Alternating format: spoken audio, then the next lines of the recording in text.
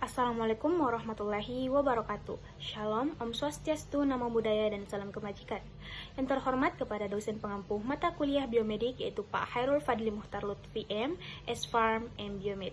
Di sini saya akan mempresentasikan mengenai obat, di mana contoh obat yang saya ambil yaitu obat paratusin. Sebelum memulai mempresentasikan materi, izinkan saya terlebih dahulu untuk memperkenalkan diri. Perkenalkan, nama saya Amaliah Ramadhani dengan NIM 23030650111 dari kelas A Fisioterapi Angkatan 2023 Universitas Negeri Makassar. Topik presentasi pada hari ini yaitu mengenai deskripsi, indikasi obat, farmakokinetik obat, dan farmakodinamik obat. Pendahuluan, influenza atau biasa disebut dengan flu merupakan penyakit tertua dan paling sering didapat pada manusia. Influenza juga merupakan salah satu penyakit yang awalnya hanya dianggap gangguan kesehatan saja yang biasa, yang tidak memerlukan penanganan serius. Penyakit ini pertama kali diperkenalkan oleh Hippocrates pada tahun 412 sebelum Masehi. Perkembangan penyakit ini mendorong para produsen obat untuk memproduksi berbagai jenis obat untuk penyakit flu. Kemajuan teknologi dan media informasi mempengaruhi tingkat kesadaran manusia akan pentingnya kesehatan. Namun kesadaran ini tidak dibarengi dengan pengetahuan tentang dampak obat yang beredar di pasaran. Kebiasaan masyarakat di sini menangani sendiri gangguan kesehatannya dengan membeli sembarangan obat di pasaran yang dijual bebas dan tidak mempertimbangkan efek samping yang akan didapatkannya. Baik, selanjutnya yaitu bagian deskripsi. Paratusin digunakan untuk meringankan gejala flu seperti demam, sakit kepala, hidung tersumbat, dan bersin-bersin yang disertai dengan batuk. Adapun beberapa kandungan dari obat paratusin ini ada noscapain, paracetamol, chlorpheniramine, ada juga glyceryl glycolide, dan antihistamin atau anti alergi. Pada slide berikutnya merupakan penjelasan mengenai kandungan-kandungan dari paratusin ini. Baik, pada bagian komposisi ada paracetamol di mana zat aktif yang memiliki aktivitas sebagai penurun demam, antipiretik dan pereda nyeri, analgesik, dan yang biasa diperoleh tanpa resep dokter. Yang kedua ada CTM di mana zat aktif yang digunakan untuk mengobati gejala alergi seperti rinitis dan urtikaria termasuk dalam golongan antihistamin generasi pertama yang memiliki efek sedatif rendah.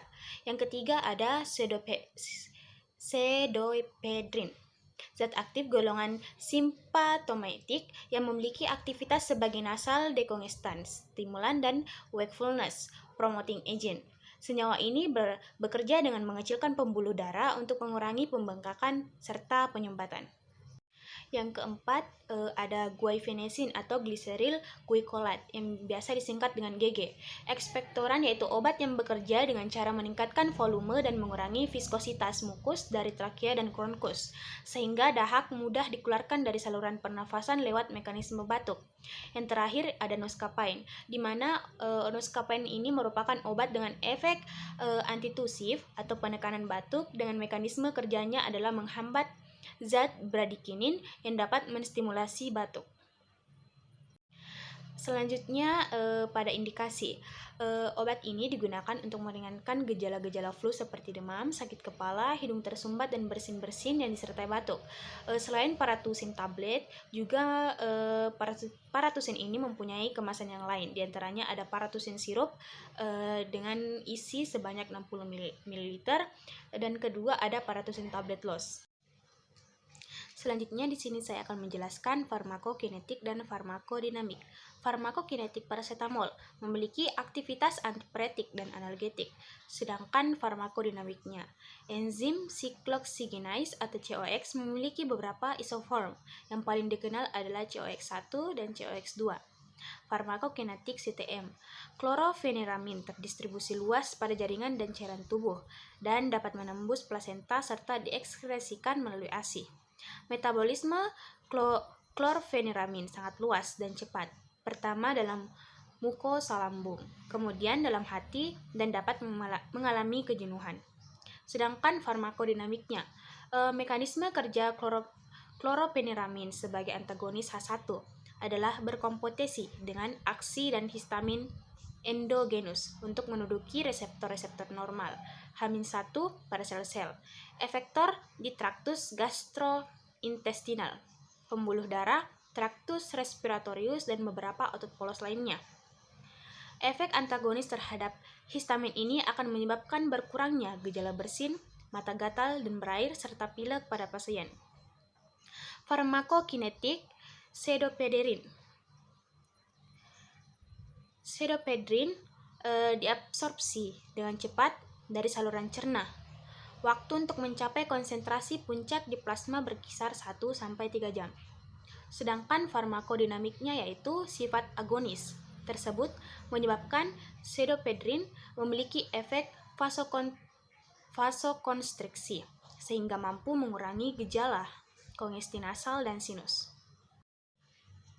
Selanjutnya yaitu farmakokinetik guaifenesin. Guaifenesin dilaporkan memiliki farmakokinetik yang baik dengan pemberian per oral, serta diekskresikan utamanya melalui urine. Sedangkan farmakodinamiknya yaitu guaifenesin bekerja dengan meningkatkan sekresi mukus dan bronkus melalui penurunan daya rekat, tegangan permukaan, peningkatan efisiensi mekanisme muskosiliar, dan peningkatan hidrasi efektif pada kelenjar pernapasan. Yang terakhir yaitu farmakokinetik noscapain.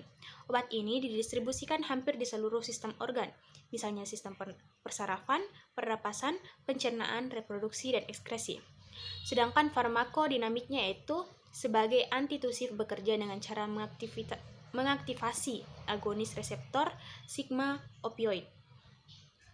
Suatu studi menemukan bahwa pada dosis tertentu, noscapain kehilangan sifat antitusifnya saat bertemu dengan antagonis reseptor opioid.